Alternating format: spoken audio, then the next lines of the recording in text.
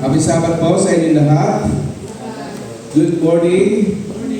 He's so good to me.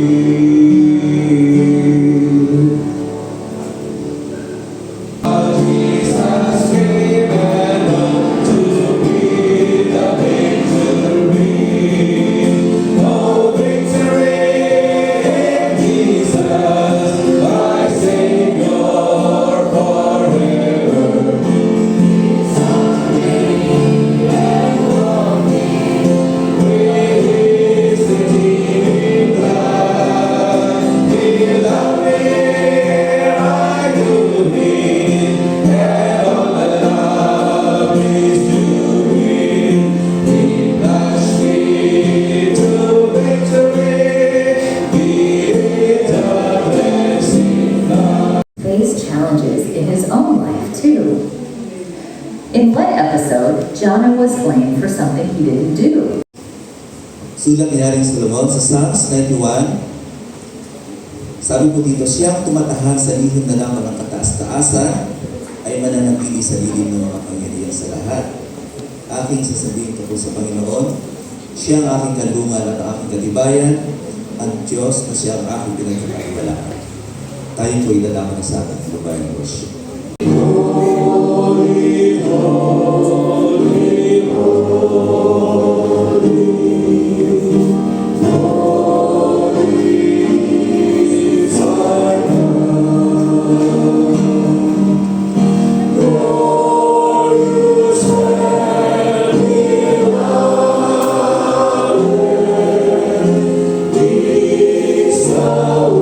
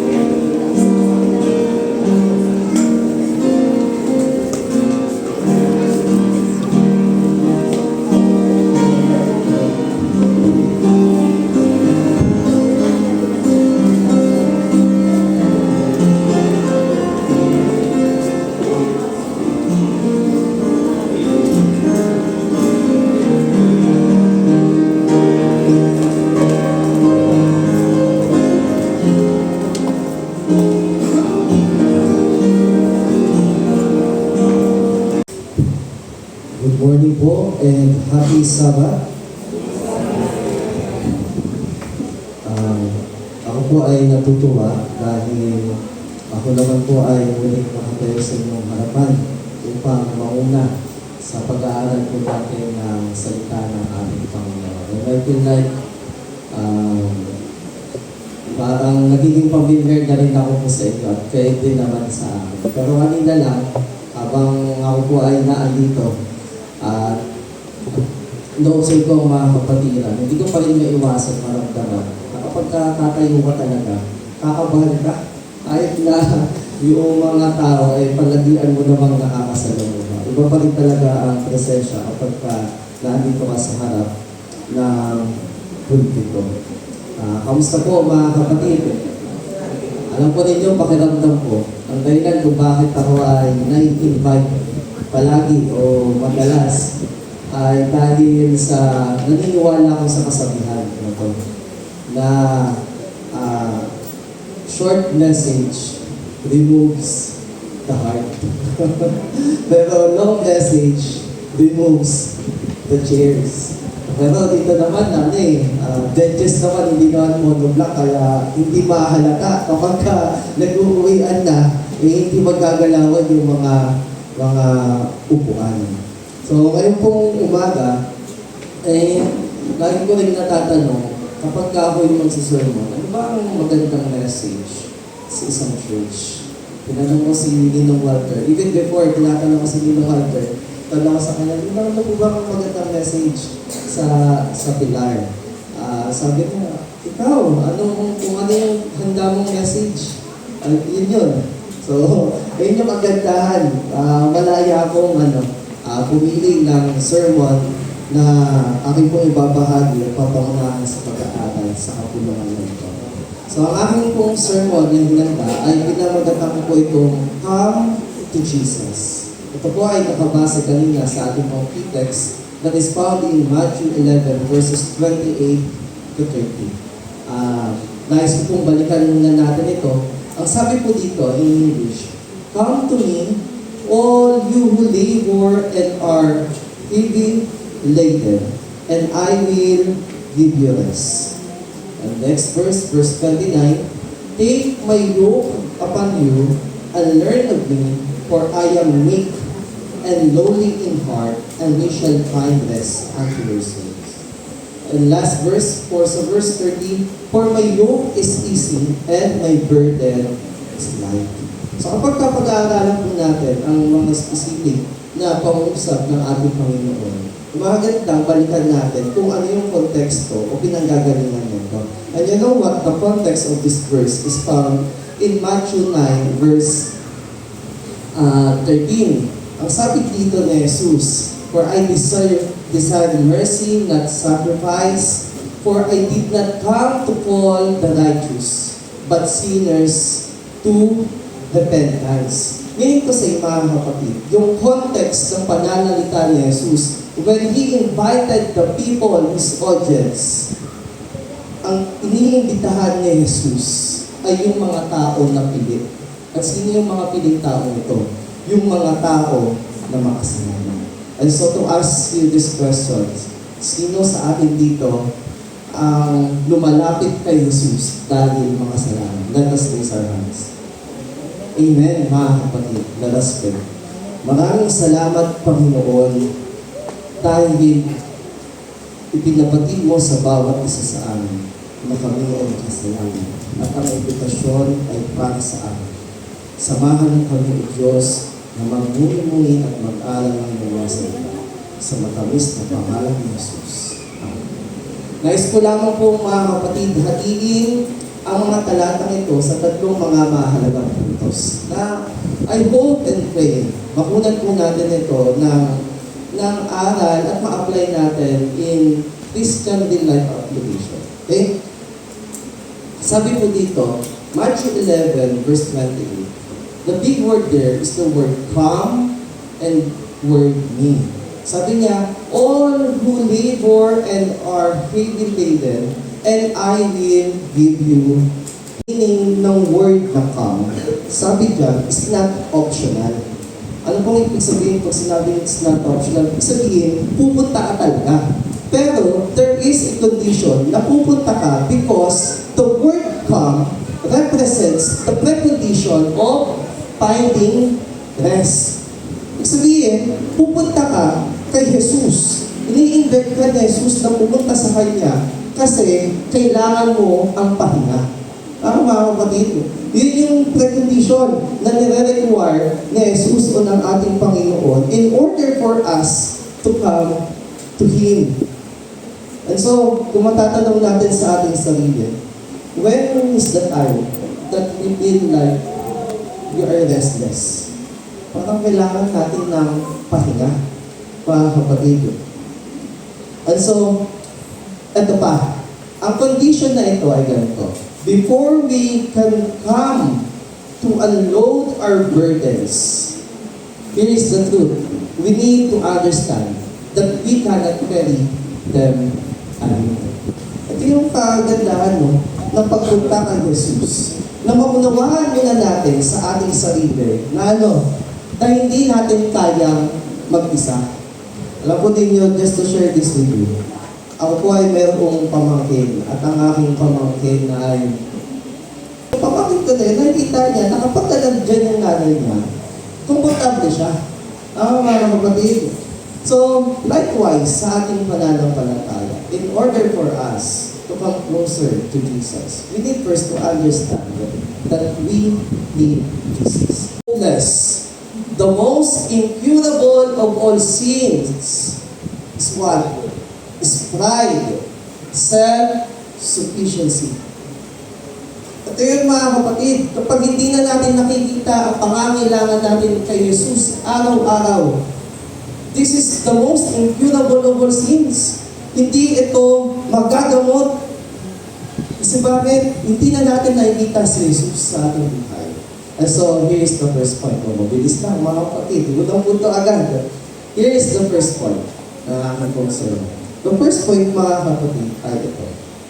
There is a calling.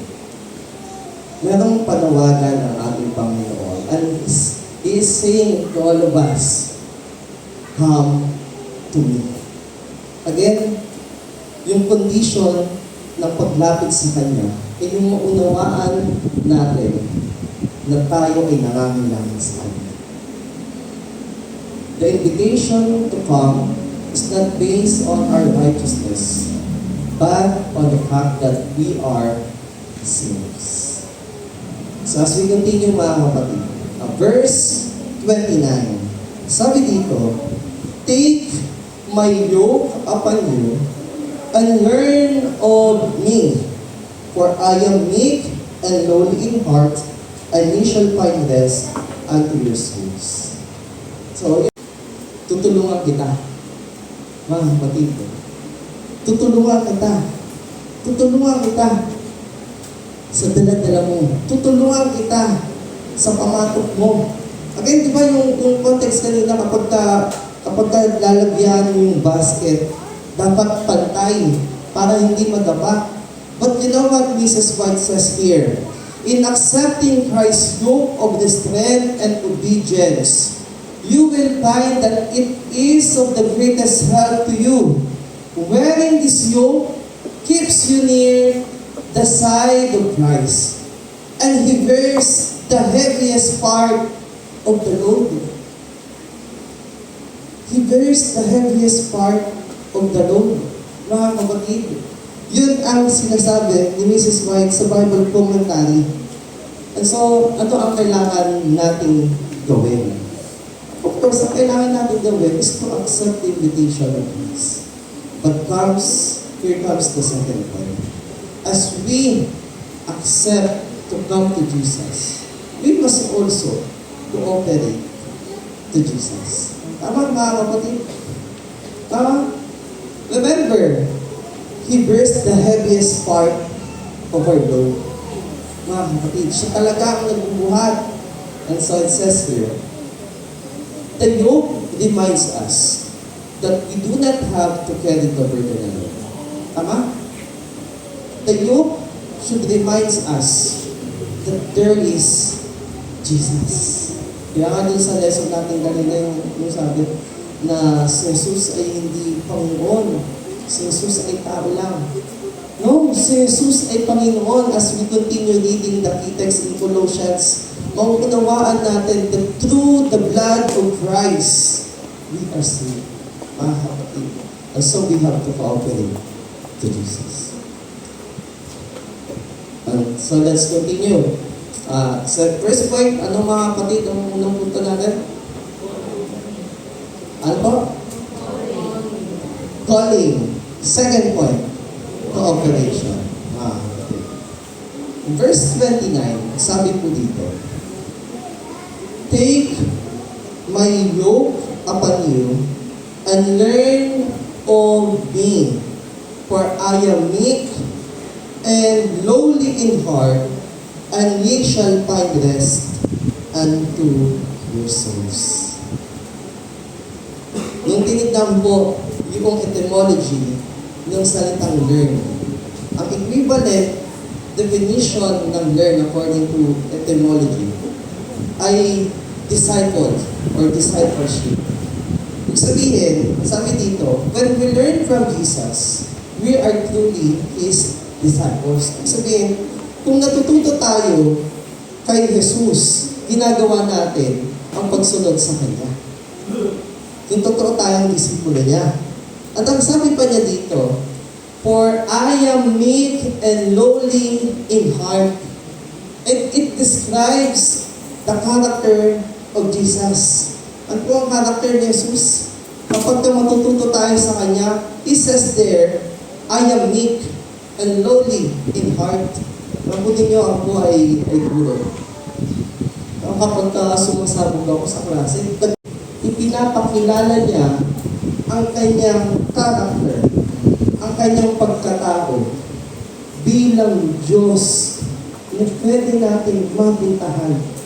Bilang Diyos na pupunta tayo sa Kanya, hindi bilang matuwid na tao, kundi makasalanang tao.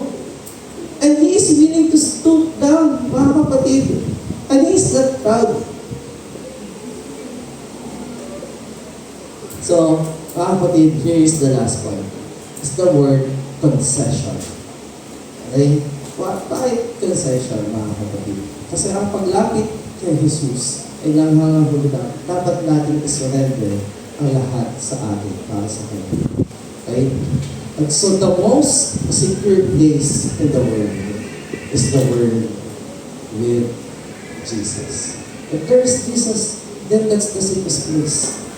Kung tatanungin ko po kayo, mga kapatid, ano ang isang bagay na sa tingin natin secure tayo? Kapag may insurance, hindi naman yan. Ano ang isang bagay na we feel like we are secure? Bahay natin? Hindi rin. Pwede nga tayong manangawan. Trabaho natin, secure tayo sa trabaho natin? Hindi rin. Kapatid, lalong-lalo na yung buhay natin. Hindi tayo secure dyan. Ang tanging lugar na meron talagang totoong security ay ang lugar kung nasaan si Jesus. And so, the invitation of Christ is to come to Him. Mga kapatid, let us all come to Jesus, sinful as we are. So here is the 3 points. There is a calling, come to me. Cooperation. It's sabihin, we have to take His yoke. Remember, He bears the heaviest part of our burdens. And we have to conceive, learn from Jesus. So this is the message this morning. May God bless us all.